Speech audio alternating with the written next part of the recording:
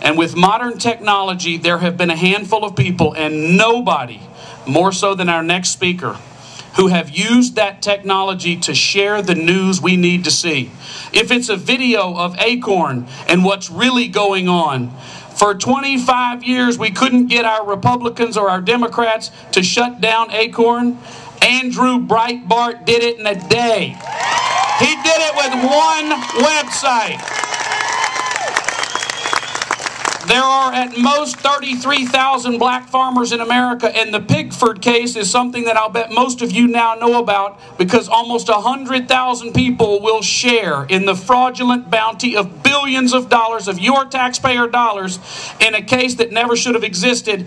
He made that story the news that we know. He has used technology, he has used his courage, and he tells stories that nobody else will. He is as responsible for what's about to happen November 2nd as any single person in this country. The Tea Parties feed off of the information he boldly and courageously and strategically researches and provides for us daily.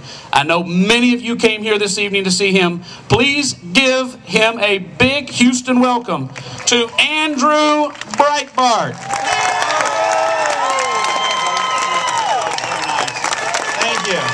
Thank you so much. Wow. I just came from Los Angeles. I was not recognized like I was in Houston. That's all I can say. Before I start, I want to introduce a very special person in my life who I've only known for about a year. But when this then 20-year-old came in my life, I realized 100% that my life and her life and one other individual's lives would change forever, because we understood the nature of the battle that we had just engaged in. Her name is Hannah Giles. And very few of you know, she'd attended her first Tea Party April 15th of 2009. In May of 2009, you, the people, inspired her to come up with a little plan to take on Acorn. That was a 20-year-old in South Florida. It's an amazing story. We ended up going up to New York. I met her. She had never actually been in the snow. I don't know why I'm telling you that little side note. She goes, "What's that stuff out there?" I go, "That's snow." She goes, "I've never seen snow before." She's the most fantastic person, and she's here, and I want you to welcome her, because I think that she started what is the first shot of the war that we will win, not in November, over the next 20, 30, 40 years of taking our country back. Hannah Giles. Come on up.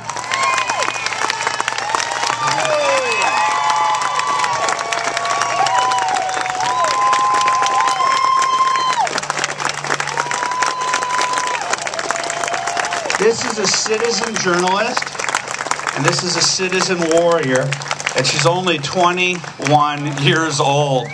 This is the battle that we started, is the battle that I believe that started 20 years ago, when a guy that maybe some of you have heard of, Rush Limbaugh, took the moribund AM dial. How do I know about the AM dial? From 1987, when I went from California to Tulane on I-10. Literally, this is how I got to college.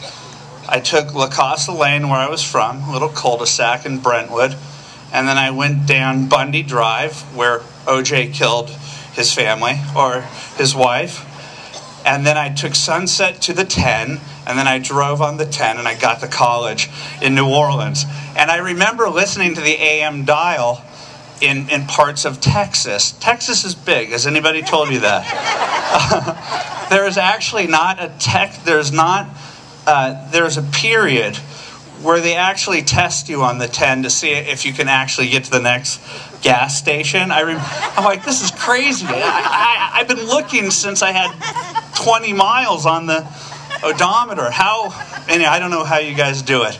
Anyway, I remember listening to the AM dial in 1987. I heard Tejano music, and I heard religious stations. There was nothing like what happened in 1988 when Rush Limbaugh got on the AM dial.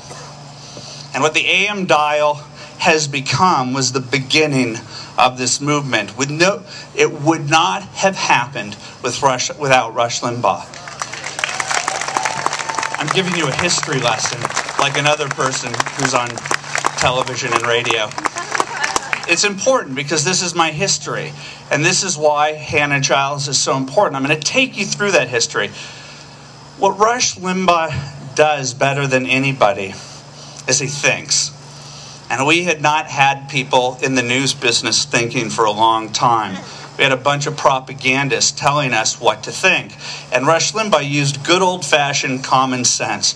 And what he did was he'd take the New York Times and he'd take CNN and the Washington Post and USA Today, and all he did was read it and then set us straight, saying that's not true, that's not true, that's not true. And he became the enemy of the mainstream media. He became an enemy of the elite. These people, the mainstream media says they're neutral. We get attacked on 9/11. They're like, they don't understand us. We don't understand them. Let's have a kumbaya session. But Rush Limbaugh analyzes their less than perfect work, and he is isolated as the enemy of the American people. And what he did is he started to teach us that we need to start taking the bullets along with him. But that was the AM dial. And so talk radio started proliferating in city after city, and people of common sense started calling in, and the elite couldn't stand it. And then a gentleman came along in 1995 by the name of Matt Drudge, and he took this other thing called the internet, and he said, you know what? I'm going to start telling stories that the mainstream media doesn't want you to see. And you saw what he did with the Monica Lewinsky story, and they tried to destroy him for telling the truth. But that was one person, and you'd have to know how to do HTML, how to FTP, all this complicated stuff. And so people every election cycle would cross their fingers and say, dear God, I hope that Drudge and Rush have the goods. Something has happened in the last few years, and that is that we no longer just have Rush and Drudge and the talk radio masses to tell us the truth. We now have us, because we told for years, Rush politely told Katie Couric, you're not telling the truth. And for years, Katie Couric said, Rush, you're a slob, you're a racist, you're a terrible individual. That was Katie Couric calling you all those names. For years, the American people stood there and watched these people from Manhattan calling us the worst possible names in the world. They never thought that we would have the technology and the will and the courage as the polite people of this country to say, Katie,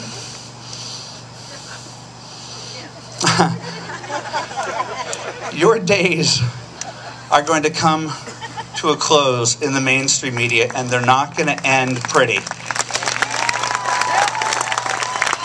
I was asked to perform, I just gave it up,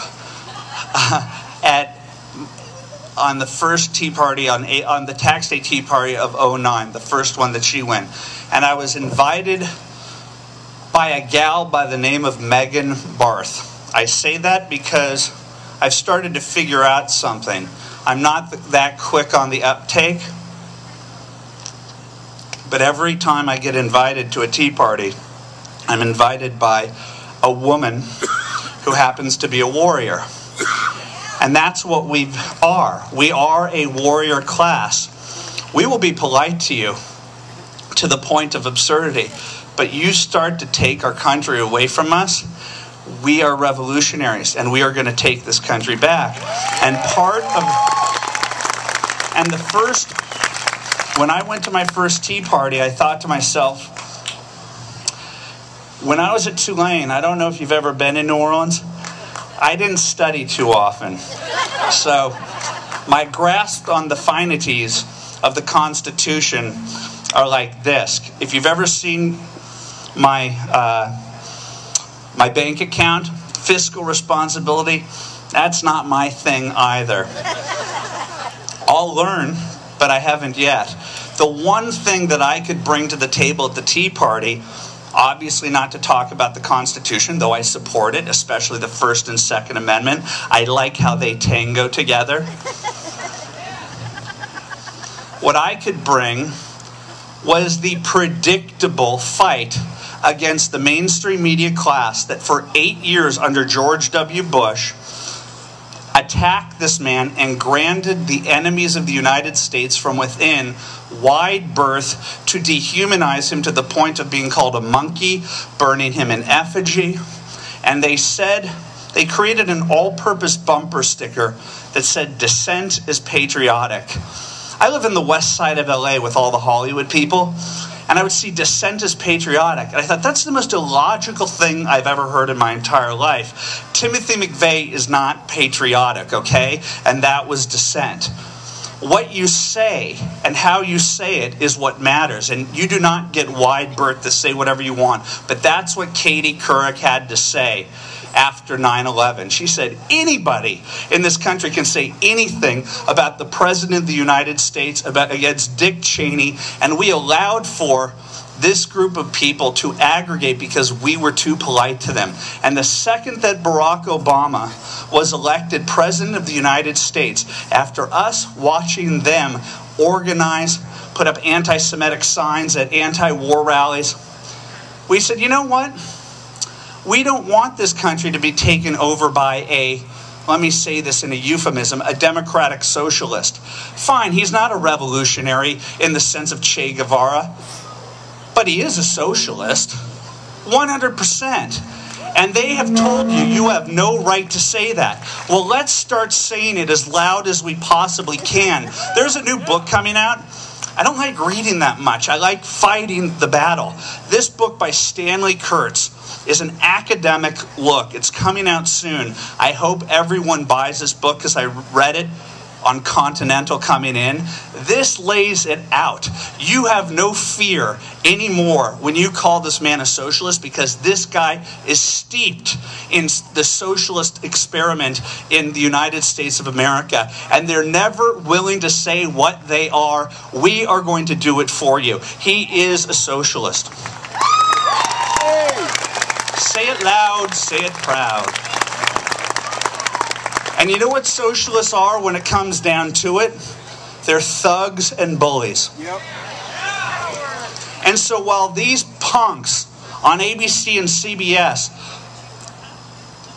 called you guilty before you even got on the stage, said you were racist, that you were homophobic, Janet Napolitano even issued a report saying that you were violent, on the verge of blowing crap up.